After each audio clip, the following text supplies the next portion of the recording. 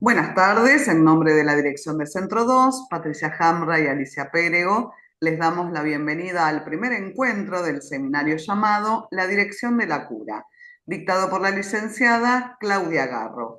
Antes de darle la palabra a Claudia, me gustaría hacer una breve presentación. Claudia es psicoanalista, miembro de Escuela Freudiana de Buenos Aires, docente y supervisora del DITEC aquí en Centro 2, docente de la casa, supervisora del equipo de emergencias del Ameguino, es autora del libro De la urgencia a la emergencia de un sujeto. También publicó artículos en el libro Cuando la neurosis no es de transferencia, de Heide Henrich, y en el libro Intervenir en la emergencia, de Mirta Pitkin y Mirta Holgado.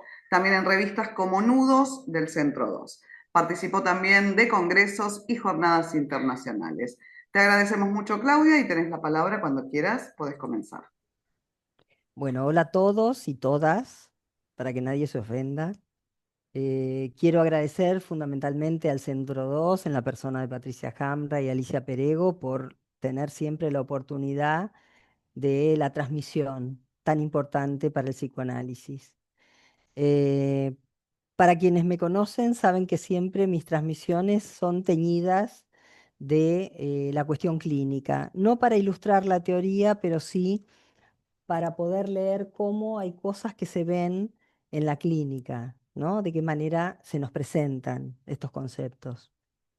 La propuesta es revisar en dos encuentros los lineamientos aportados tanto por Freud como Lacan para la dirección de un tratamiento desde el marco, obviamente, psicoanalítico, que es el que aquí nos convoca. El texto La dirección de la cura y los principios de su poder está diciéndonos que hay un poder que la palabra genera. ¿Sí? Y que está en el centro de la dirección de la cura en la práctica con nuestros pacientes. La idea es comenzar por la posición del analista, abordar el tema de la transferencia, la abstinencia. Perdonen si hablo bajo, estoy cursando medio una gripe. Em, La idea es trabajar la posición del analista, repito, la transferencia y la abstinencia, y por último, poder situar la posibilidad de intervenir en los tiempos de una urgencia, ya que, como siempre digo, un analista no suspende su marco teórico frente a una situación de crisis, ¿no? Frente a la crisis de un paciente o a una situación de urgencia. Em, para comenzar, diremos que cada analista construye su clínica con la singularidad de su estilo. Esto me parece fundamental. Con este estilo va a tejer la trama de las intervenciones, orienta la transferencia, dirige la cura y si decide, no todo el mundo lo decide, correr riesgos, da testimonio público de lo que hace en el consultorio, de lo que hace con su clínica. Lacan, en la dirección de la cura, dice: muchas veces bajo el nombre de psicoanálisis, esto es textual, muchos se dedican a la reeducación emocional del paciente. Y esto muestra cómo la impotencia para sostener una praxis se termina reduciendo justamente al ejercicio de un poder. De ahí el título. Qué frase, ¿no? Que uno puede ejercer un poder por propia ignorancia. El psicoanalista, dice Lacan, sin duda dirige la clínica, dirige la cura, pero no la vida del paciente. Ahí hay un entrecruzamiento que después vamos a ver respecto del tema de la abstinencia, ¿no? O sea, dirigimos la cura, pero no la vida. ¿Mm? ¿Qué quiere decir esto? Sino que el analista no va a imponer ninguna regla moral, ninguna dirección de conciencia, ninguna regla religiosa, sea de la religión que sea, en el sentido de impartir una guía, hay que seguir por acá, ¿no? Una cosa es, este tema es importante, donde uno ahí está dirigiendo la cura, detengámonos acá, particularmente cuando uno ve un paciente que pasa muy rápido y uno dice: detengámonos acá, a ver, paremos un poquito. Ahí uno está dirigiendo la cura. ¿sí? Lo que no dice es por dónde ir. Uno lleva a un paciente hasta las puertas de la acción moral. La decisión es del paciente, ¿sí? Uno nunca le va a decir qué hacer. Después vamos a ver por qué Lacan aclara todo esto. Em, en el seminario 22, Lacan dice, es necesario que el analista sea al menos dos. Y agrega que el analista, para tener efectos, es el analista que a esos efectos los teoriza, ¿sí? O sea, el que trabaja en una praxis y el que teoriza sobre esa praxis. Entonces, nuestra práctica va a estar siempre enlazada a tres pilares, a tres elementos. El análisis del analista, que es fundamental, la supervisión, la formación y, por supuesto, la praxis singular de cada uno, ¿sí? En el seminario 11, él se va a preguntar, ¿pero qué es una praxis? ¿Qué estamos hablando cuando decimos una praxis? Y en el apartado de la excomunión, él va a decir, da una definición que a mí me gusta, que es una praxis es el término más amplio para designar una acción concertada por el hombre, sea cual fuere, que da la posibilidad de tratar lo real por lo simbólico. Y ahí ya nos adentramos en el campo. ¿No puede pensarse acaso esta definición, tratar lo real por lo simbólico, como la definición de toda una cura? Es una definición que subraya muy bien que la orientación de todo análisis es hacia el hueso de lo real, ¿sí? Entonces, ¿por qué Lacan necesitó escribir este texto? La dirección de la cura, si Freud ya existió, digamos, si ya estaban dados los trabajos técnicos de Freud sobre el psicoanálisis, ¿qué pasó? ¿No? A ver, si hacemos un poco de historia, vemos que el texto de la dirección de la cura muestra muy bien cómo Lacan, el Lacan del comienzo no va a quedar abolido por el Lacan que viene después. Uno puede situar que son capas que se van poniendo, ¿sí?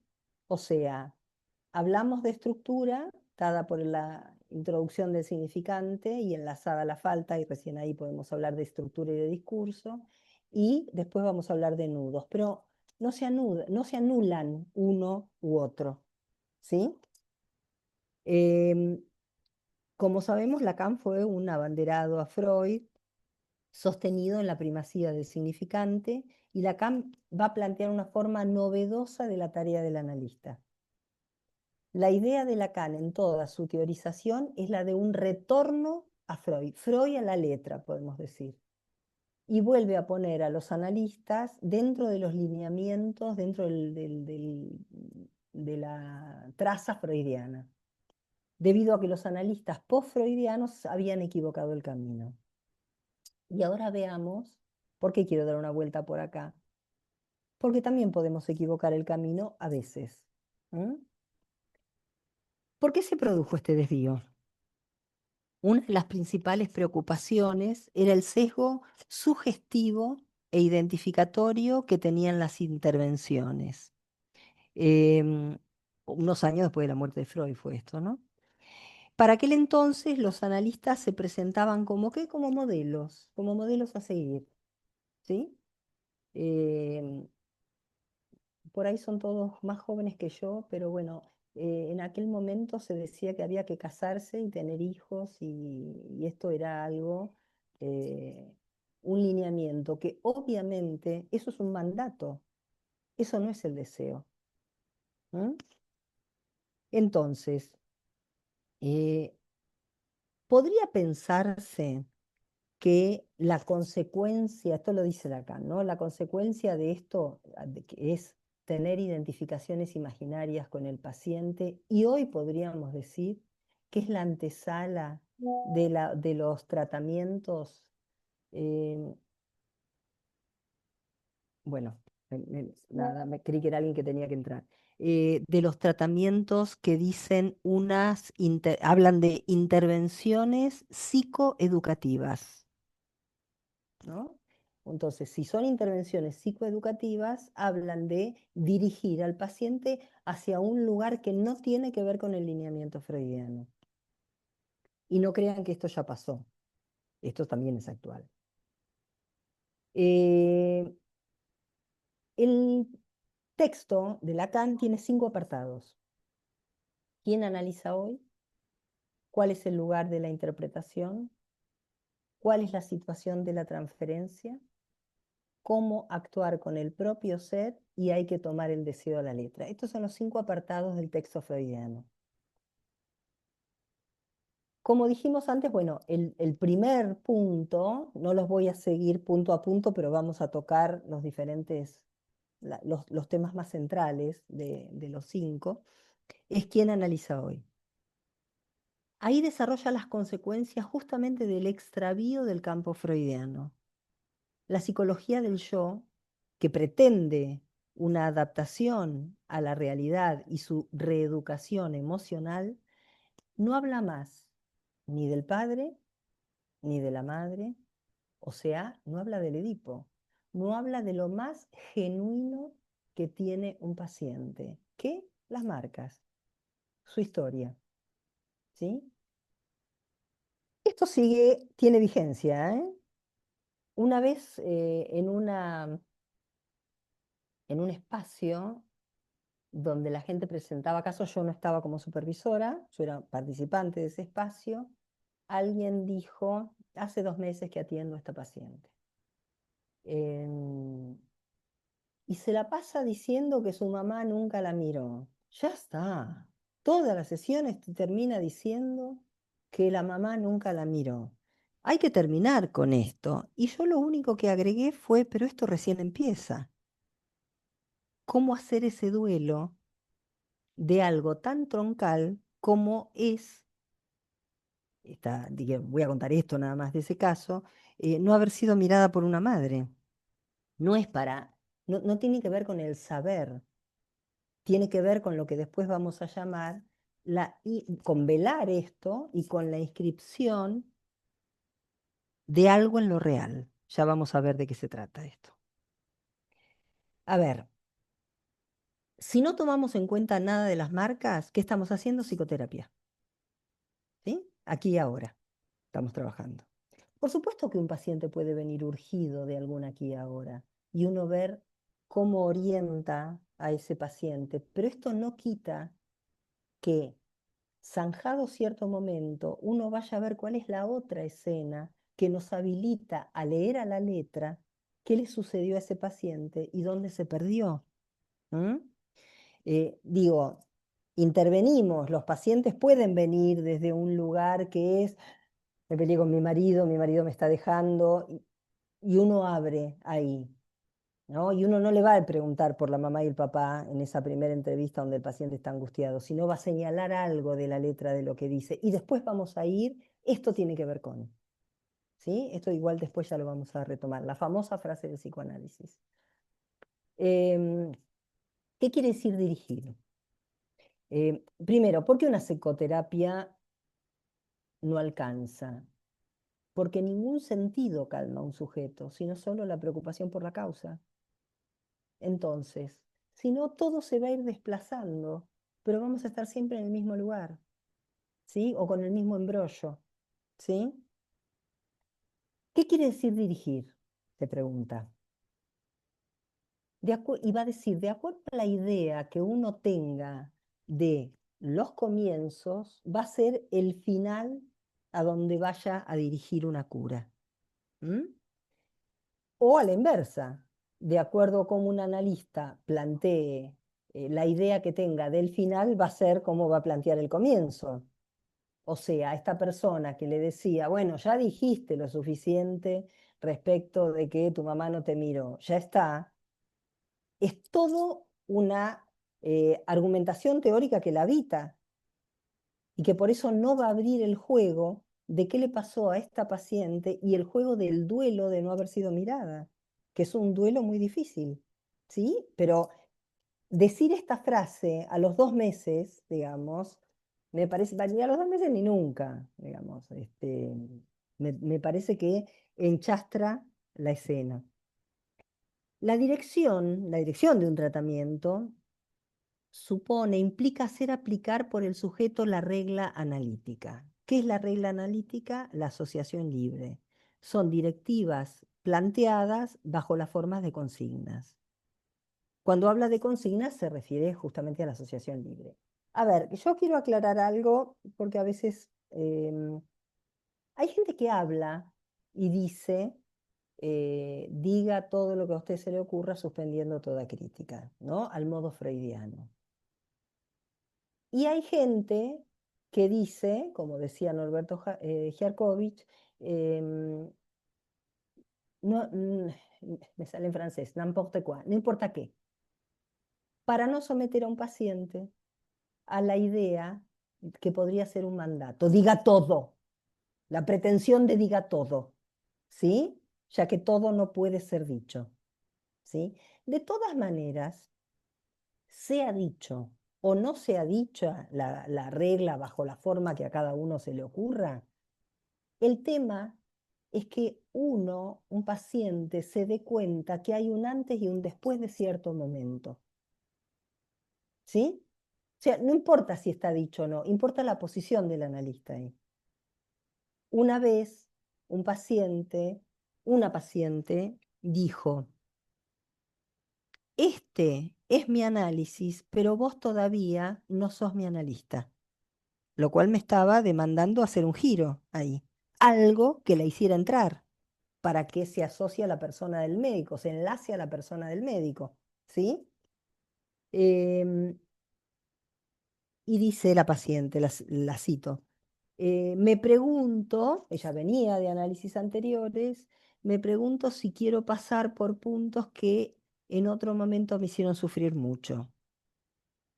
Y yo le dije, pensalo, es cierto que retomar un análisis implica pasar por puntos que otrora pueden ser dolorosos, pero habrá que ver si uno pasa siempre desde el mismo lugar.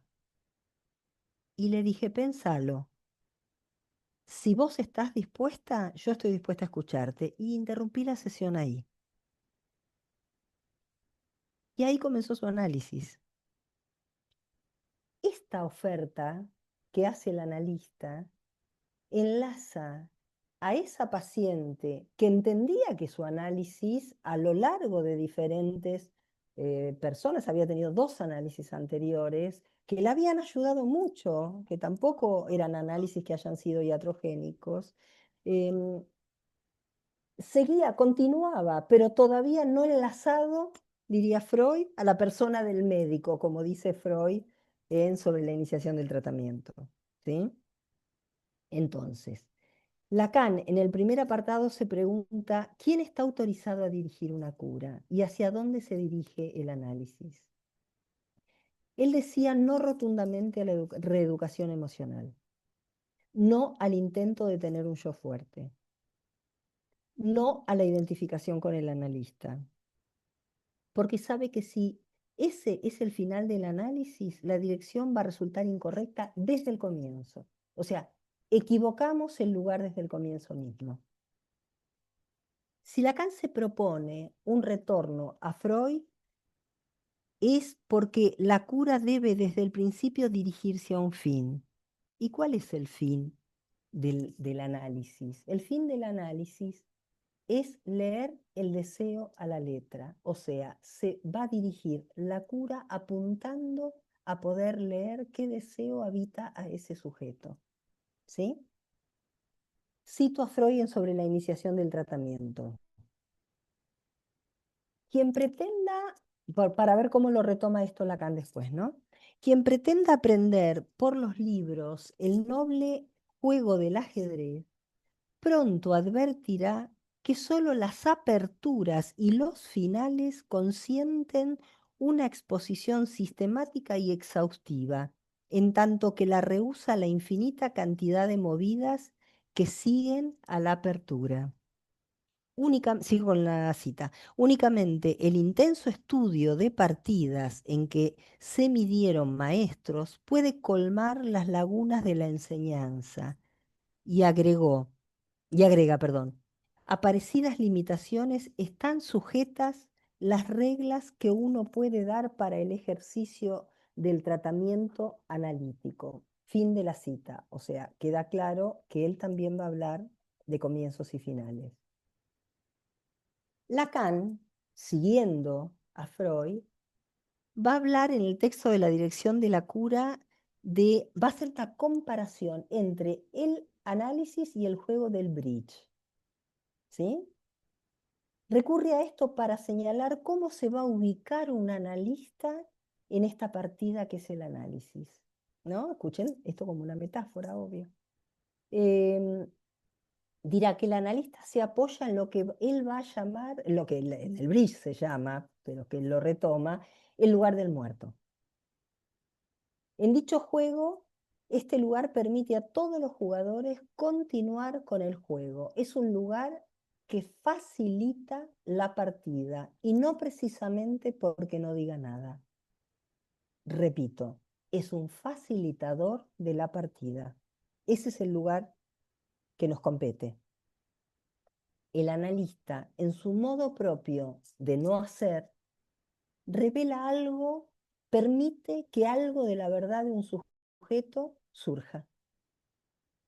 Ocupar el lugar del muerto no es no decir, ni es hacerse el muerto.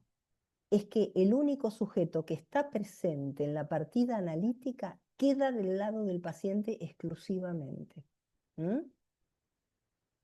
He recibido pacientes que han estado durante mucho tiempo, varios meses y hasta algún año, con analistas de los cuales solo recibían una interjección. Ah, qué interesante. Obvio que no se trata, el analista no tiene que jugar el lugar del mudo, tampoco se trata de decir cualquier cosa, ni tampoco se trata de jugar con el significante ahí donde la letra del paciente no me autoriza. Si no, estamos haciendo cualquier cosa queriendo ser lacanianos. Eh, un paciente que no tiene que ver con el medio me dijo un día que yo no debía ser lacaniana porque hablaba. Y otra paciente, psicóloga de otra línea teórica, dijo, me estoy analizando, en medio de una risa, me dice, me doy cuenta que me estoy analizando con una lacaniana, pero me va bien. A mí me inquietó el pero. O sea, ¿por qué me inquietó el pero? ¿Qué circula en la polis sobre qué ser analista lacaniano? ¿Qué responsabilidad nos compete a todos sobre esto? A ver, ¿por qué la transmisión para algunos tiene que ser inentendible para que sea supuestamente erudita? ¿No nos estamos cavando una fosa nosotros mismos cuando hacemos esto? No decir nada, que no haya ninguna intervención que señale la posición de un sujeto en un tratamiento, es que el tratamiento vaya a la deriva. Y también decir cualquier cosa puede ser totalmente iatrogénico. Todas estas situaciones van en detrimento del psicoanálisis mismo, mucho más en esta época, donde hay profusión de tratamientos de acá, de allá, ¿sí? Eh, lo que sí sabemos es que si un tratamiento no apunta a la causa, el paciente queda siempre en el mismo lugar. ¿Por qué? Porque con el saber no alcanza. Con saber y ubicar el episodio traumático sin que haya lugar para la elaboración, para la reescripción, para ponerle un velo, para ponerle un borde simbólico, ¿de qué me sirve? Estaba recordando una paciente que fue a hacer constelaciones familiares y em, la llamaron como para actuar, porque hay role-playing, em, Y ella tenía que hacer de la madre de alguien, un muchacho joven que dijo, yo soy muy autodestructivo porque mi mamá fue muy autodestructiva conmigo, ¿no? La escena que ella relató fue absolutamente terrible, donde ella, con su crueldad, le dio con un caño al paciente. Y yo me quedé pensando, ¿qué pasa con ese paciente cuando se va de ahí? Si él ya sabía que la madre fue cruel con él, ¿qué hacemos con eso? ¿No se necesita una palabra que calme a un sujeto de algunos horrores? Digo, solo la preocupación por la causa y solo unas palabras bondadosas, como dice Freud, ¿no? No hay nada que calme más que unas buenas palabras bondadosas. Es una frase de Freud. Entonces, sigo el texto La dirección de la cura. En cuanto al manejo de la transferencia, es allí donde hay que buscar el secreto de un análisis. Y agrega que el analista es menos libre en su estrategia que en su táctica. Táctica y estrategia, ambos conceptos van a estar tomados del ámbito militar. ¿Mm? ¿Qué es la estrategia? Es el arte de dirigir operaciones militares y también la coordinación general de una guerra. Pero también significa, y esto es lo que a nosotros nos interesa, dirigir un asunto para lograr el objetivo deseado. ¿Sí? Subrayo, estrategia significa dirigir un asunto para lograr el objetivo deseado. Transferencia. Táctica. Es la manera de conducirse calculada para el logro de un fin determinado. La táctica designa la habilidad para realizar un objetivo. La táctica implica acción e implica desarrollarse dentro de un marco estratégico. O sea, tenemos la estrategia nos da marco, la táctica es el modo en que llevamos adelante ese trabajo. En consecuencia, táctica y estrategia van juntas, son conceptos solidarios. Ahora, ¿cuál es la estrategia en psicoanálisis? Lacan responde que la estrategia va a ser la transferencia. La transferencia es el terreno en el cual van a desplegarse las diversas tácticas. Entonces, la transferencia en nuestro marco de referencia es nuestro marco de referencia y la interpretación es la acción del lado del analista. Cuando digo interpretación, no me estoy remitiendo solo a interpretación, sino también estoy englobando cualquier tipo de intervención, ¿sí? O sea, quiero subrayar que hay múltiples herramientas que tiene un analista en la táctica en la táctica entre la interpretación entra las intervenciones en lo real, entra una construcción, entra una buena pregunta colocada en el momento justo si no se nos escapó la ocasión. Eh, todas, todas estas cuestiones nos permiten apuntar al objeto del psicoanálisis. Y cuando digo objeto del psicoanálisis, no estoy hablando del objeto A. Estoy hablando que el objeto del psicoanálisis es el sujeto dividido que lo va a ser sujeto deseante. ¿Sí? Em, bueno, volvamos al texto. Lacan va a decir que la posición del analista en la transferencia es su estrategia y vimos que el analista en su estrategia es menos libre. ¿Por qué es menos libre? Porque depende mucho el lugar que nos dé el paciente, el analizante. Cuando las entrevistas preliminares, que pueden ser 3, 10, un año o las que sean necesarias, em, decía que cuando en las entrevistas el paciente despliega su historia y la relación que ha tenido, es el vínculo que ha tenido con los otros, con sus otros con mayúscula dicho, esto es útil para escuchar frente a qué estamos. O bien para situar dónde quedó retenido un paciente, o bien para leer en qué lugar ubicarnos, o bien para leer en qué lugar nunca ubicarnos. Nos permite las dos cosas, saber dónde sí y dónde no. Voy a un caso clínico, a una viñeta clínica.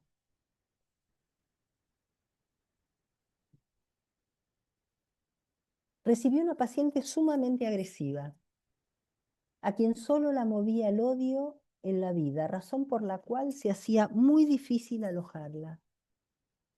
Agresión que se dirigía a las mujeres en general y a las médicas en particular.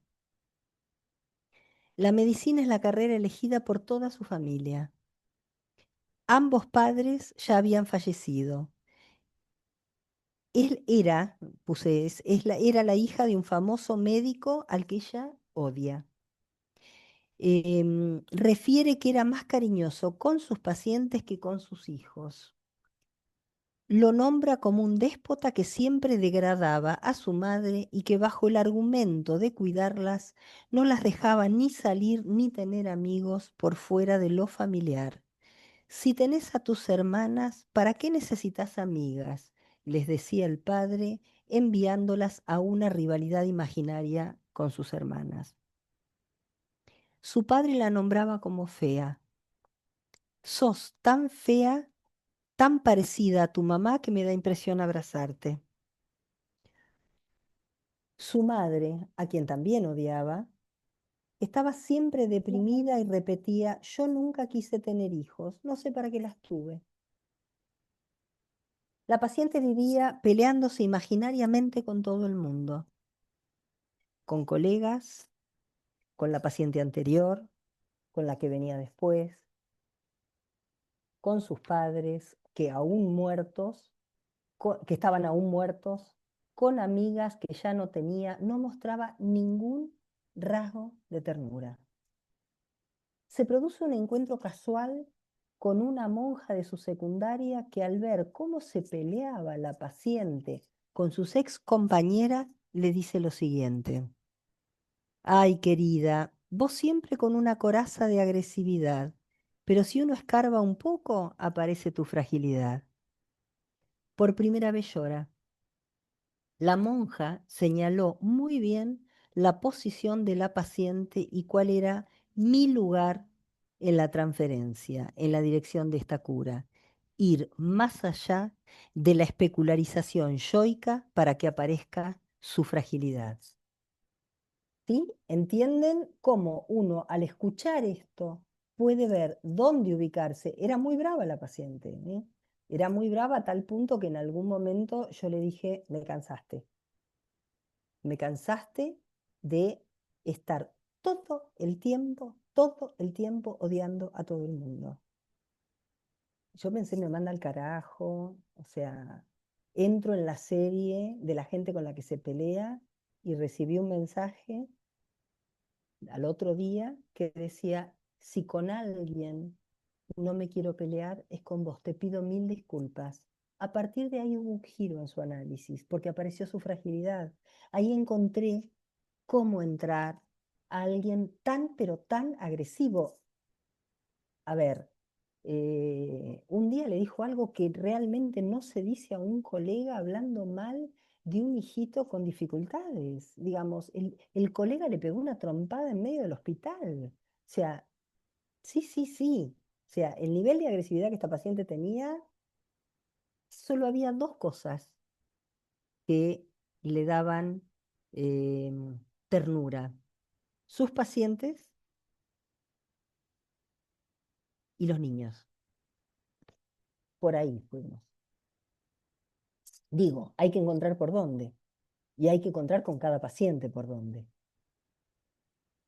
Em, a esta altura y después de este relato clínico ya comprendemos para qué nos sirven las entrevistas preliminares y escuchar la historia de un paciente, ¿no? Para saber dónde ubicarnos y para saber dónde nunca ubicarnos. Entonces, la estrategia está determinada por el lugar que el paciente nos da en la transferencia. A su vez, la interpretación se va a situar a nivel de la táctica y depende de la frase del texto que el paciente traiga. Depende de la oportunidad. El analista debe respetar las vueltas que dibuja el inconsciente, los impases. Tiene que estar atento para que cuando llegue el momento no se nos escape la ocasión y la interpretación analítica que nos permita tocar algún real. Hablamos del hueso de lo real antes. Me van a permitir una digresión con una paciente de Lacan. Quiero ir a un testimonio de un analizante de Lacan. Seguro que ustedes todos lo conocen, lo que no quita que podemos darnos una vuelta por ahí, pero pienso que nos sirve para situar una intervención que a mí me parece genial, genial de Lacan. El título bajo el cual aparece la nota es pertinente a lo que estamos trabajando. El título de la nota es ¿Cómo es posible por lo simbólico tocar lo real? ¿Mm? El texto está en francés, pero está traducido. La paciente se llama Suzanne Homel. Se analizó con Lacan en el año 1974. Este relato es parte de una película de Gérard Miller, no Miller, el otro Miller, que se llama Rendez-vous chez Lacan, una cita con Lacan. Dice Suzanne. Un día en sesión estaba hablando con Lacan sobre un sueño que tuve. Me levanto cada mañana a las 5. Y agrega, es a las 5 que pasa la Gestapo para llevarse a los judíos de sus casas. Fin del sueño. En ese momento, lo cuenta la paciente esto, ¿no? Estoy haciendo una transcripción. En este momento Lacan saltó de su silla, se me acercó y me dio una caricia extremadamente gentil en la mejilla. Très gentil, dice ella, en la mejilla. Yo lo entendí como un gestapo. Ahora vamos. Gesto en la piel. Caricia, el gesto. Para entender esto tenemos que pensar la homofonía que hay en francés entre Gestapo y Gestapo. ¿Se ve? Espera. ¿Se ve todo? ¿Las dos cosas? Ahí se ve al revés. Va, ¿ustedes lo ven bien o lo ven al revés? Se ve bien, ¿Se Clau. ve bien? Sí. Bueno, esto en francés se pronuncia Gestapo y esto se pronuncia Gestapo. ¿Entienden que es la misma homofonía? Y él pasa de algo terrorífico, él la acaricia así, porque ella cuando lo cuenta, está filmado, habla del gesto que le hizo Lacan en la mejilla. Gesto en la piel. A mí me parece absolutamente maravillosa como toca un real traumático haciendo un juego con el significante autorizada por la letra inconsciente de la paciente de un real traumático. Me parece maravilloso para no creer que solamente se trata de estar cómodos en un sillón diciendo cosas. También puede ser esto. También puede ser un abrazo en algún momento puntual. Y no estoy hablando de que hay que andar abrazando a los pacientes, no estoy diciendo eso. ¿Sí? Estoy diciendo que cuando la ocasión es oportuna, podemos hacer una intervención en lo real, tocando el hueso de lo real por alguna articulación simbólica, haciendo este juego que, no sé, a mí me pareció maravilloso. Em, Agrega la paciente. Em, Lacan en esa intervención le pone un borde, un velo simbólico a un real traumático que a las 5 de la mañana, todas las mañanas, su vida dependía de un hilo. Estaba en peligro. Agrega Suzanne Homel. Es un gesto verdaderamente tierno. Y escuchen esto, como para pensar el punto de límite de todo análisis. Es un gesto verdaderamente tierno, extraordinariamente tierno. Esa sorpresa no disminuyó el dolor, pero hizo algo más. La prueba es que 40 años después, cada vez que lo cuento, aún hoy puedo sentirlo en mi mejilla. Fue un gesto que apeló a la humanidad o algo así. Texto de la paciente, fin de la cita. En la próxima clase vamos a situar algo de la función de la ternura a la hora de decir una intervención, pero eso lo voy a dejar para la clase que viene. ¿Por qué digo esto? Porque en ese punto estoy de acuerdo con Ulloa, que hablaba de que la ternura es un concepto político en los tiempos de barbarie. ¿Qué quiero decir con esto? Que me parece que hay que tener la ternura suficiente para decir intervenciones que toquen lo real. Porque si se dicen con cierto tono, el paciente lo puede escuchar con crueldad. Y no, nunca se trata de eso. Los pacientes ya traen algún que otro, o cruel, o alguien que los retuvo, digamos, no se trata de reeditar eso en el análisis. Se pueden decir cosas fuertes, muy fuertes, desde un lugar amoroso. ¿Mm? Por lo menos esta es mi praxis, ¿no? Esta es la tela con la que tejo mi praxis. Em, Lacan ahí, en lo que hizo, en lo real de la escena, con un gesto y sirviéndose de la homofonía entre Gestapo en francés y Gestapo, por medio de lo simbólico, va a tocar ese real. Entonces, retomo, dijimos que la interpretación, la intervención o el señalamiento se van a situar a nivel de la táctica y va a depender de lo que el paciente enuncie. Freud, en Sobre la iniciación del tratamiento, dice: una vez reguladas las condiciones de la cura, habremos de preguntarnos en qué punto y con qué materiales se ha de comenzar un tratamiento. Se responde, no importa que sea por la vía de la historia, de la preocupación sintomática, por los recuerdos infantiles, por el aquí y ahora.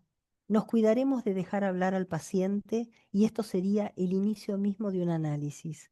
El primer fin del tratamiento es ligar al paciente a la cura y a la persona del médico. ¿Qué quiere decir esto? Que el paciente se instale y que se establezca el sujeto supuesto saber. Eso hay que pensarlos como conceptos que van a ser siempre solidarios.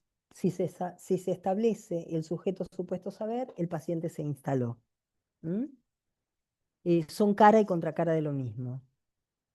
Em, Continúo con la cita de Freud. Dado que el paciente sufre a consecuencia de su desconocimiento, esto me parece fundamental recordarlo, em, será deber del analista desvanecer cuanto antes su ignorancia, pero escuchen lo que viene, sabemos que el final del análisis no puede confundirse con la promoción del inconsciente, dado que la falta de saber o bien su insuficiencia no debe ser obturada con un nuevo argumento, aunque sea en nombre del inconsciente. ¿Sí? O sea, no se trata de contraargumentar, se trata de hacer una reescritura en lo real de la historia. ¿Sí? El fin del análisis no es el reemplazo de un saber por otro, sino la inscripción de un saber en lo real. De hecho, si el análisis no promueve nada nuevo en quien no demanda, ¿para qué uno entraría en este camino? Y tampoco promover algo nuevo se tiene que dar exclusivamente en el final del análisis, ¿eh? En el transcurso del mismo hay cosas que van cambiando, ¿sí? Y hay sintomatología que puede ir apaciguándose, aún sabiendo que hay límites. Como lo que acabo de contar de la paciente de Lacan. El dolor no disminuyó, pero aún hoy sigo acordándome de ese gesto de ternura en mi mejilla, 40 años después. ¿Mm? Entonces, eh, sabemos que es necesario desde el tiempo preliminar que la operación analítica pueda situar la conocida frase, lo que decíamos al principio, del psicoanálisis. Esto tiene que ver con, o sea, la actualidad de lo que alguien trae tiene que ver con alguna escena anterior reprimida. A veces uno inclusive modula o resitúa el motivo de consulta. A mí me ha pasado decirle a una paciente, usted no viene por esto, usted viene por esto otro, porque esto destapa aquello, ¿no? Entonces uno también resitúa el motivo de consulta. Em, donde se pone en serie que los padecimientos que el sujeto trae en la actualidad ahora están siendo fantasmatizados, se inscriben en algo del fantasma, ¿sí? El tiempo de las entrevistas preliminares es el tiempo de mayor intervención por parte del analista. No se trata de darle las respuestas que busca un paciente, sino de situar las verdaderas preguntas. ¿Mm?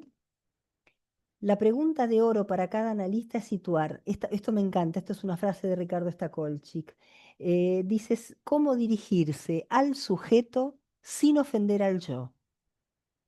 Y yo agrego, para no despertar la ira del super yo. Pero me parece una frase tan feliz. Eh, del lado del analista, cuando dirige la cura, paga con palabras, o sea, Lacan está hablando de la interpretación y también va a decir que paga con su persona. ¿Qué quiere decir esto? ¿Qué entendemos por esto?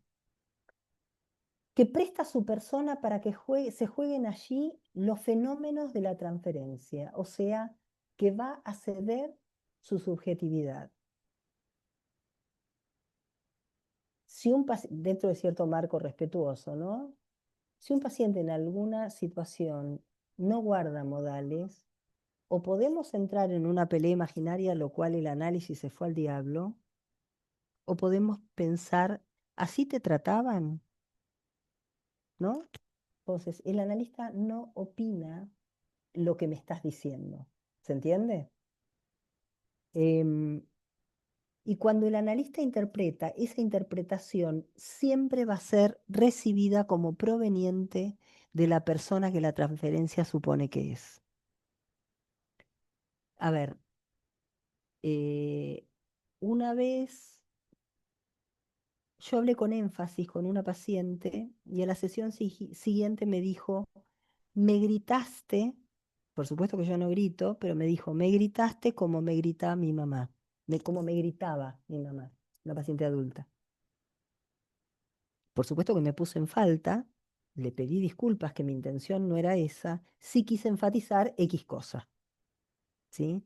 O sea, la transferencia presta cuerpo y lo que uno diga va a ser escuchado de acuerdo al personaje que esté puesto en juego en cada momento, ¿sí? Entonces, el discurso del analizante se dirige ¿hacia qué? Hacia lo que está reprimido. Lacan subraya muy bien, no hay nada más temible que decir algo que podría ser verdad, porque una vez hecho verdad ya no hay duda, hay que ceder el goce de la duda, ya no hay distracciones. Hay una pérdida. ¿Pérdida en qué sentido? Del goce. Hay una pérdida de goce. Un analista escucha, entiende, pero no comprende. Y cuando digo no comprende, digo que no responde. Que no quiere decir que no diga nada. Quiere decir que su silencio va a permitir que se desplieguen las demandas del paciente. Si el analista calla, pero orientado por el deseo del analista, lo hace para que el sujeto pueda desplegar su habla. En términos freudianos, el analizante se comporta como un niño y eso quiere decir que la cura anda bien. Bien, pues los chicos hablan y cuentan todo y dicen y esto y el otro. No, no estoy hablando de un chico inhibido, ¿no? De un chico que más o menos transita por ciertos carriles. Y eso habla de que un análisis anda bien. Em, por intermedio de la demanda que el paciente nos dirige, todo el pasado se entreabre hasta el fondo de la primera infancia, va a decir Lacan. Este es el sentido de la regresión analítica vía la demanda. ¿Mm? Ahora bien, ¿qué sucede cuando un paciente, cuando un analista comprende o cuando interviene en la realidad y no en la realidad fantasmática? Sabemos que puede ser el partero de un acting. Como ejemplo tenemos el famoso, no lo voy a repetir acá, pero el famoso ejemplo de los sesos frescos, caso que pueden ver está en el texto de la dirección de la cura. Veamos qué sucede Esto en la clínica cuando el terapeuta interviene con una opinión, para mi gusto, bastante cruel.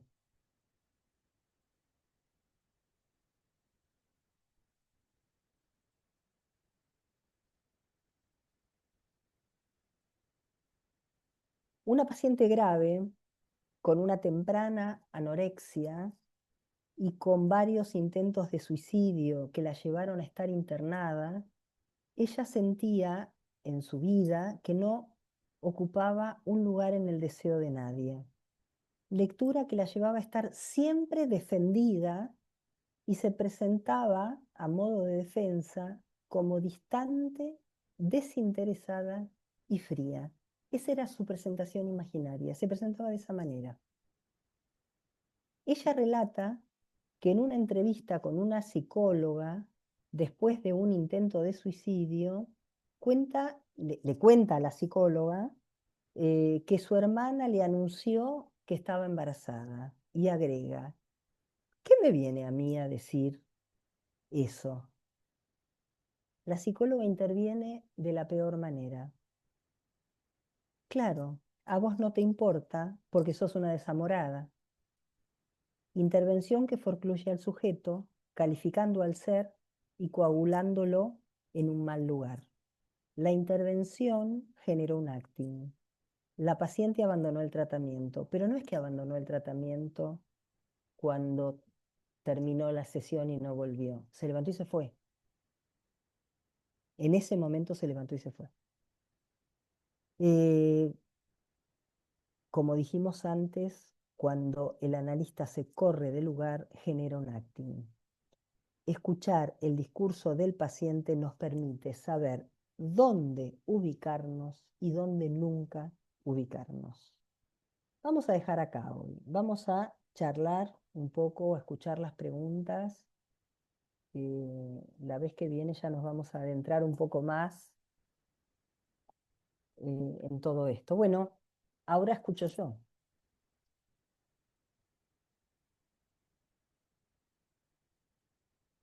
¿Hay alguna pregunta?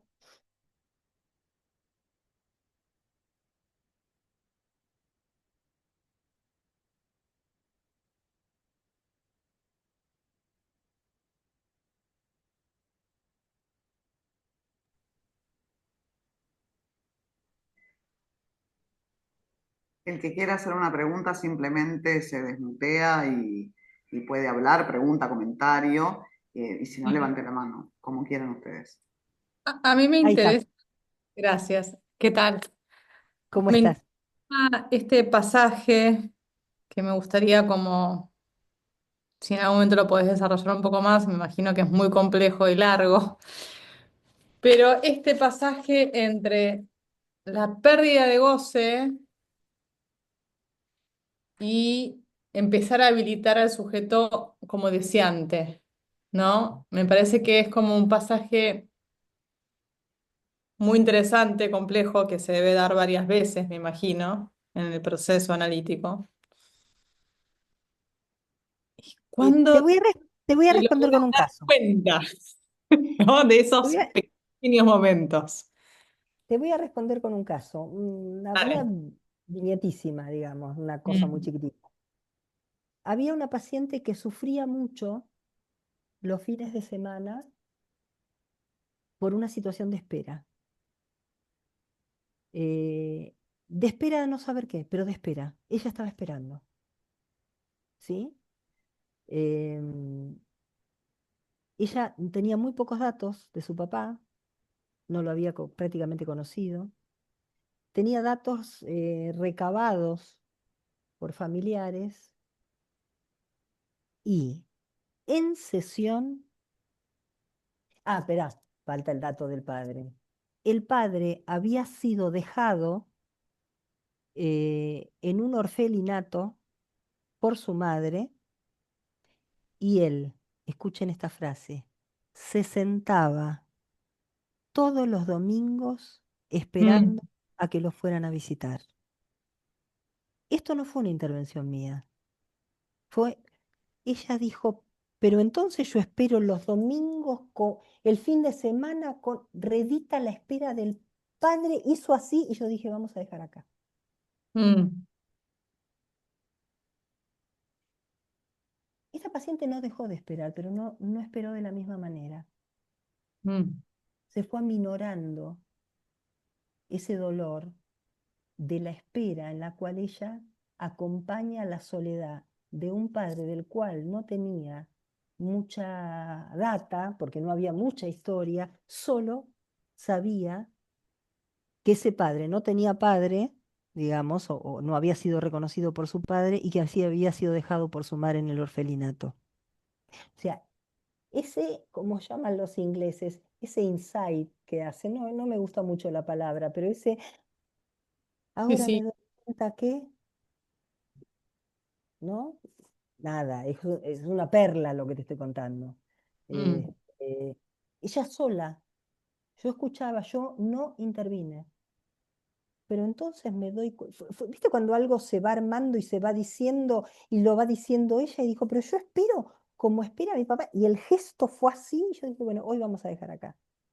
Sale mm, y se olvida la cartera. mm. Abro la puerta. A ver, hay una pérdida. Estás ahí. Porque al fin, ¿qué es ese corte de sesión? Estás ahí, no es que eres eso. Es estás ahí, acompañando al otro, retenida en esa fijación, ¿no? En lo poco que podés extraer de tu papá porque de él hay poca historia. No sé si te respondí. ¿Se entiende? Sí, yo ahí lo que puedo visualizar bien es el goce desnudo, ¿no? Si se quiere. Claro, claro. Me- eh, no, no encuentro cómo empieza, me imagino que se empieza a tejer desde ahí, pero cómo se empieza a tejer la parte del deseante, esto, ¿no? Es Cómo que la empezamos, parte salimos deseante, del a ver, menos al más. sí, pero acordate que hay que vaciar Ay, ¿qué del vas? punto de fijación, de goce en el que está un paciente para que haya lugar para el deseo, porque está Mm, taponado. ujú. Ese sería el camino del menos al más. Por supuesto que después es de la singularidad de cada paciente. Pero que alguien pueda decir, estás ahí, o sea, que alguien pueda avivarse que está ahí, es que ya empieza, se puede elaborar esto para vaciar ese lugar de la causa y otros lugares de la causa, digamos, donde ella ha quedado fijada, quedó fijada. Ya no la atiendo más, digamos, pero que la atendí muchos años. ¿Se entiende? Perfecto. O sea, uno va vaciando ese lugar y en la medida que uno va vaciando ese lugar, y ya no hay duda, ella lo acompañaba al otro, como modo de tener algo de un padre. Había, por suerte, otros personajes de su familia, de los cuales uno podía tomar un rasgo paterno, digamos, más enlazados a la vida, ¿sí? En la medida que alguien se da cuenta que está ahí y está advertido, se puede empezar a trabajar, elaborar y vaciar eso, y aflojar esa fijación para que haya más lugar para el deseo.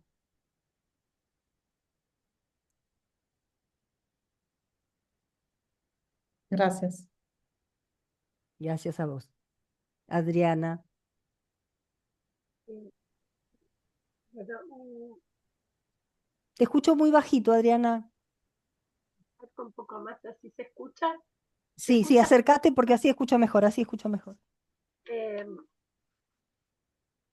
queda, a ver si se puede como pasar un poco más sobre esto de que tanto hablamos de la causa y las marcas y quizás si hay una posible diferenciación, ¿no? Porque, por ejemplo, esta paciente, si uno ubica la causa allí, en que una revisión, digamos, una repetición, fijación de esta espera paterna y que ella reproduce.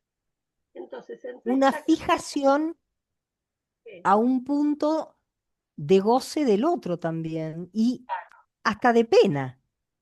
sí, sí. Digamos, entonces, yo quería a ver si hay como quizás, o puede ser con ese ejemplo, entre causa, la marca y algo que decías vos, que decías que se planteó, que el fin de análisis no tiene que ver con la sustitución de un saber por otro, es decir, No, yo lo entiendo como una resignificación que sí ocurre en el curso de un análisis, sí, ¿no? sino Algo, de un... un saber y ser No, te lo voy a responder metiendo algo que yo hoy no traje, pero que por ahí brevemente vamos a pasar la semana que viene, que tiene que ver con la pulsión. Ah, la otra, perdón, no terminaste la pregunta, perdón, perdón. medio como que tiene estos tres, perdón, Claudia, la causa, la marca y la inscripción en lo real. Es larga la pregunta, pero sí, como que hice Te la, ese hilo, en ese te la hilo. voy, te la voy respondiendo por partes. La inscripción de un saber en lo real es una inscripción que se va dando a lo largo del análisis, pero se da en el final del análisis porque implica una reescritura del modo de goce pulsional. O sea, si la pulsión, De vuelta, de vuelta. claro, vamos a poner un caso de alguna paciente, a ver, de alguna neurosis narcisista en el segundo tiempo de Freud, donde en un primer tiempo eran psicosis y en un segundo tiempo no eran neurosis narcisista, no era psicosis, la Ujú, neurosis narcisista, o sea, una paciente grave, ¿sí? ujú, Donde la pulsión gira en torno al yo. Terrible. ujú, Relaciones apasionadas, digamos, nada alcanza, digamos, variar, que ese modo de goce varíe y se pueda inscribir otro modo de gozar, un goce otro, no el goce del otro, un goce otro que es el del final del análisis, una invención. Para eso yo ya tuve que vaciar todos los puntos de fijación. Si alguien decidió leerse hasta esas instancias. Por supuesto que hay tratamientos que terminan antes de alguien decidió leerse hasta donde decide leerse, ¿sí? Pero si alguien, digamos, llevó su análisis hasta las últimas consecuencias, advertido de su propio fantasma, no se deja engañar, sabe cuáles son sus fijaciones y se pudo vaciar ese lugar, hay la posibilidad de una invención. Y la invención es la inscripción en lo real, que no quiere decir que todo lo real va a ser subsumido por el significante, de ninguna manera. Eso sería pensar el análisis en el sentido de hacer, de negar lo real, de cubrir por el significante todo lo que tiene que ver con el ello. No, es un imposible. Ese es el punto de límite de todo análisis y uno sabe cuál es. Uno sabe cuál es. Y uno sabe que va a tener que vérselas con eso, pero ya no con distracciones, ya no mirando para otro lado. No sé si te respondí, Adriana. de, de, como que se introduce este concepto nuevo que supongo que es parte de la dinámica del psicoanálisis, ¿no? Que no hablamos tanto de la invención, sino hay No, algo de... en el final del análisis se habla de la invención de otro goce, que no es el goce del otro, insisto. Claro, digo, no hay lo nuevo si no hay la invención, ¿no? Es que la Lo, invención es lo nuevo, la invención está amasado con lo nuevo. Lo nuevo tiene que ver con este lugar vaciado de goce, ya no quedándose a esperar al padre. Esa y muchas otras fijaciones, ¿no? construcción, reinventarse, un goce otro. Puede ser dicho así también. Di- Puede ser dicho así. Si no, nos tenemos que meter en final del análisis. Yo lo que quería era la inscripción de un saber en lo real, de saber hacer algo con eso y de estar, como dice François Leguil, que me encanta cuando habla de urgencias, que él dice, ¿qué analista puede atender una urgencia? Y él dice, cualquier analista que sepa que uno nunca está de vuelta de todo, que sí hizo la experiencia en el propio análisis de saber que siempre puede haber nuevas urgencias. O sea, que pasó por la experiencia de la castración y que hay no todo. ¿Y qué hacer con ese no todo? Esa es la invención de otro goce. Mm, perfectísimo. Me gustó, gracias, Claudia. Gracias, Adriana. Hola, ¿Alguna Claudia. pregunta? Luis, hola Luis, ¿cómo ¿Qué estás? tal? ¿Cómo estás, Claudia? Bien. Me quedó una pregunta sobre lo que acabas de comentar, ¿no? De ese lugar vaciado de goce. Me pregunto, ¿existe ese lugar vaciado de goce? Sí, a ver, hay una cuota, separemos lo que sería, eh, hay goces y goces. Hay un texto, lo cita siempre Silvia Amigo y yo lo retomo, es de Jacques Hassun, que dice, hay goces amigos de la vida y goces enemigos de la vida. Estamos hablando de los goces enemigos de la vida. Lo cual no significa que uno va a ser una tábula rasa de goces, sino cómo se vive. No se puede vivir sin algún goce, pero no es lo mismo un goce con una medida fálica, digamos, de lo que nos gusta, de lo que tiene que ver con el deseo, que un goce mortífero de más de lo mismo que sea un goce podrido. De seguir, tomemos el caso ese, de seguir esperando toda la vida una vida llena de amarguras los fines de semana acompañando al otro. En ese sentido lo digo, no porque no haya ningún goce. Freudianamente como más orientado a la pulsión de vida y no a la pulsión de muerte, digamos, sería. Exactamente, aunque sabemos que una y otra de las acciones conjugadas de ambas, mezcladas y conjugadas de ambas, dice Freud, surgen los fenómenos de la vida, ¿sí? Pero me parece que no es lo mismo el goce ilimitado cuando se desmezcla una pulsión, bueno, terminé hablando de pulsión, cuando se desmezcla una pulsión, ¿sí? Donde la otra pulsión no la acota, porque de la mezcla pulsional, ambas se acotan una a otra, que la pulsión de muerte continúe a campo traviesa, que alguien que ande a 200 kilómetros por hora por la Panamericana, y sí, es pulsión de muerte. Una vez le dije a un paciente, me dice, bueno, cuando mis hijos van en el auto, yo no voy a esa velocidad. Y yo le dije, sus hijos están siempre presentes, estén o no estén en el auto. No sé si te respondí, Luis. ¿Se entiende? Sí, sí, clarísimo, Claudia. Gracias. ¿Alguna otra pregunta?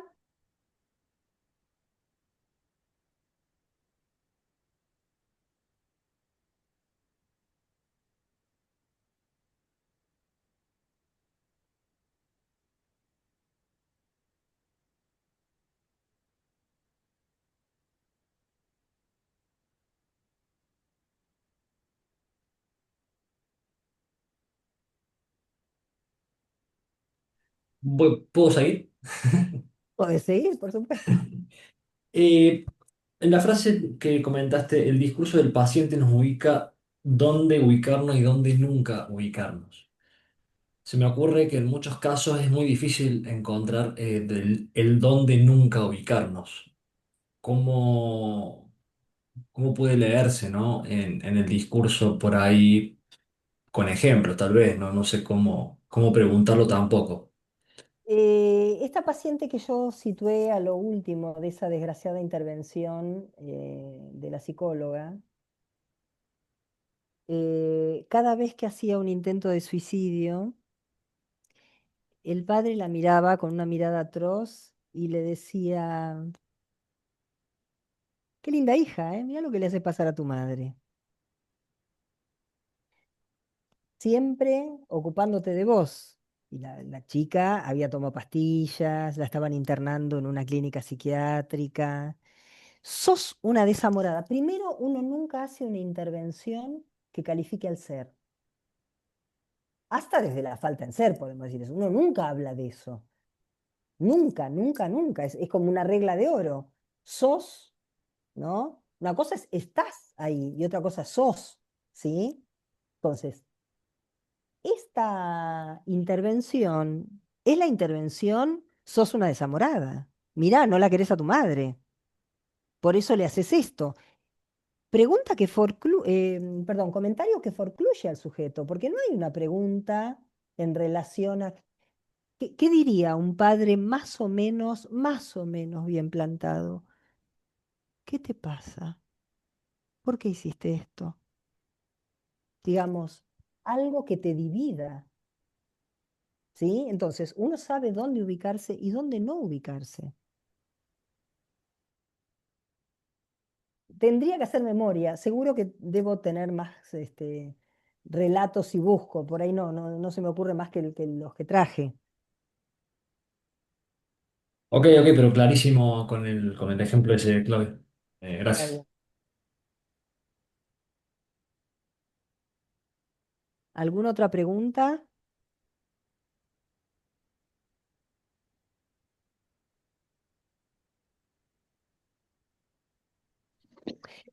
Luis, a ver, con la otra paciente, la agresiva. La paciente era muy agresiva. Mirá si yo entro en una especularización yoica.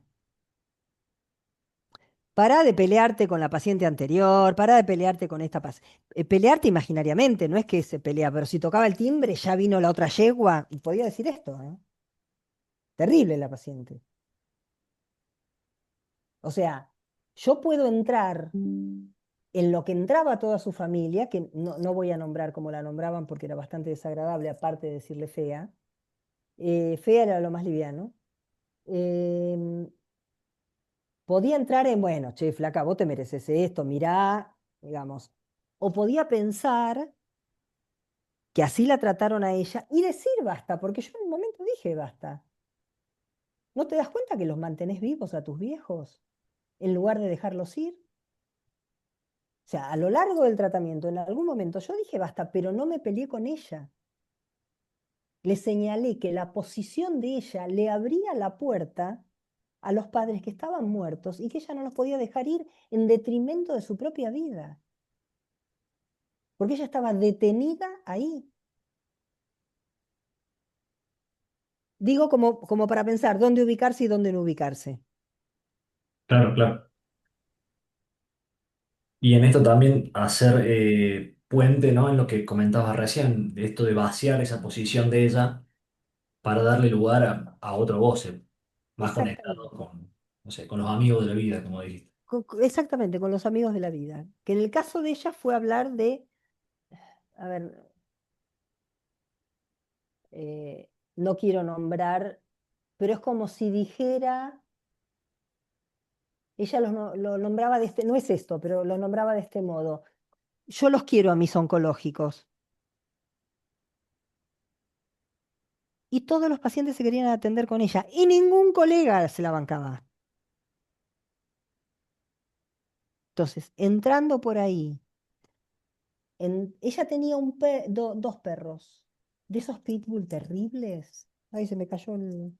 De esos pitbull terribles. Miren que a mí me encantan los perros, ¿no? Esto ya es personal. Este, sin raza, de la calle. Amo los perros. Pero estos eran perros entrenados, eh, entrenados para defender, entrenados. Y ella que decía, como la atacaban tanto en su familia, se consiguió perros que la pudieran defender. O sea, ¿hasta qué punto llegó ella a acorazarse hasta que aparecieron, por un lado los pacientes y por el otro lado los niños? Ella después, años más tarde, fue mamá, yo ya no la atendía, y trabajamos mucho eso en el análisis, y un día me llamó al teléfono de línea, en la época del teléfono de línea, que había tenido mellizos, que me quería agradecer que había tenido mellizos, y la verdad que yo me quedé totalmente emocionada de eso. Goces amigos de la vida.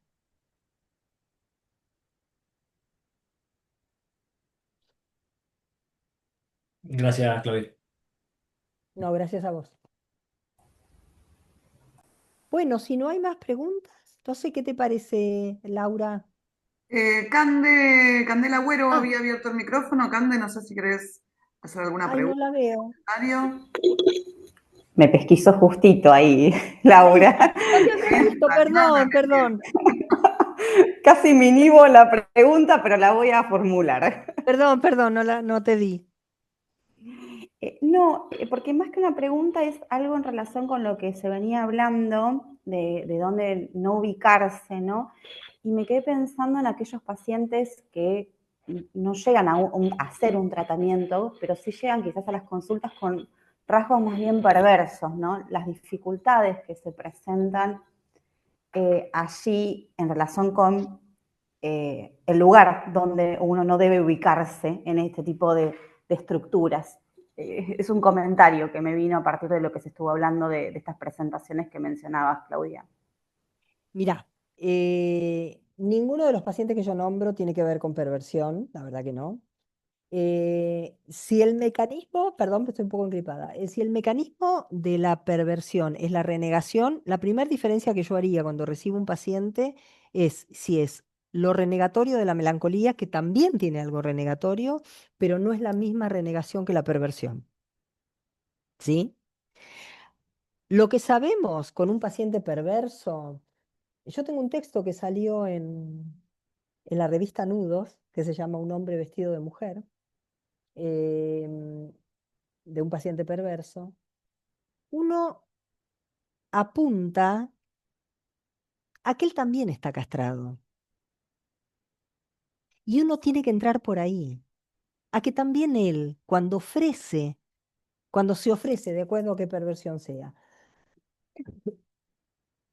cuando se ofrece como resto para completar al otro, para restituirle al otro el objeto A, justamente él es un puro y simple objeto de goce del otro.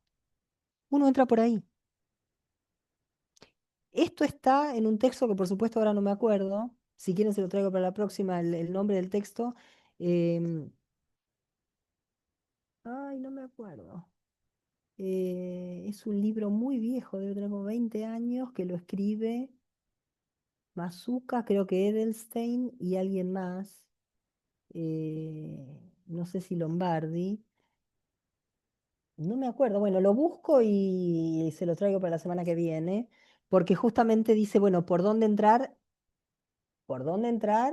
si el paciente se quedó. Porque los pacientes perversos consultan, o por lo menos los que yo he atendido, que tampoco son, ¿sí? Em, Cuando se les vuelve a armar la escena perversa, si la angustia, ellos vienen angustiados, si la angustia se sitúa entre goce y deseo, ¿se acuerdan ese gráfico de Lacan? Hay una nueva vuelta al goce, no hay una salida por la línea del deseo, porque la salida por la línea del deseo implica castración. De hecho, con este paciente nos metimos, él se vestía de travesti a la noche. Y lo renegatorio estaba, yo lo pude ver con distancia recién, el discurso de él, porque hasta me mareaba, porque él decía, yo nunca salí a la calle vestido de mujer. Y resulta que había salido a la calle vestido de mujer, ¿no? Después había cosas, ¿no? Estaba ya lo sé, pero así todo el tiempo, lo renegatorio, ¿sí? Bueno, nosotros vimos cuál era la escena fundante para su travestismo. Mi mamá, cuando era chico, me ponía un pañuelo en la cabeza, me pintaba los labios y me llamaba Margarita. Pues muy fuerte para él poderle llegar a ese punto. Se le arma de vuelta la escena, después empieza a hablar del padre, ahí se arma como una posibilidad de interrogar em, acerca de su pregunta de quién era su padre, y después hay una nueva vuelta al goce. El paciente también, el artista, también dibujaba y trae una foto, un bosquejo de una mujer y una amiga le dice, pero esta es una mujer con bulto, esto no es una mujer. Digo, nueva vuelta al goce, donde se vuelve a armar todo de vuelta. ¿Sí? No sé si te respondo. Mm. Sí, Yo, muchas gracias, Claudia. yo no le iba a llamar Margarita, eso seguro. Digo, ¿dónde no ubicarse? Gracias, voy a buscar el artículo. Dale. Si puedo, está en el libro. se llama, el libro sí me acuerdo el texto, lo que hay muchos artículos, se llama Rasgos perversos en las estructuras clínicas. Es un libro viejísimo, busquen, no sé, por ahí en Mercado Libre alguien que lo venda usado, alguna cosa así. Bien, Muchas gracias. no, gracias a vos. Bueno, nos falta poquito para llegar a las 8, ¿no, Laura? Sí, Claudi, como quieras, si querés, sé que no te... Si hay alguna pregunta más, no tengo problema. No sé, yo en el chat no tengo ninguna pregunta, no sé si alguien más quiere hacer alguna pregunta, si no te liberamos para que descanses y nos vemos la semana que viene, como quieras vos. ¿Hay alguna pregunta? Se baja el martillo a la ¿Te 1, a las 2 baja y a la las 3. una? No, parece que no.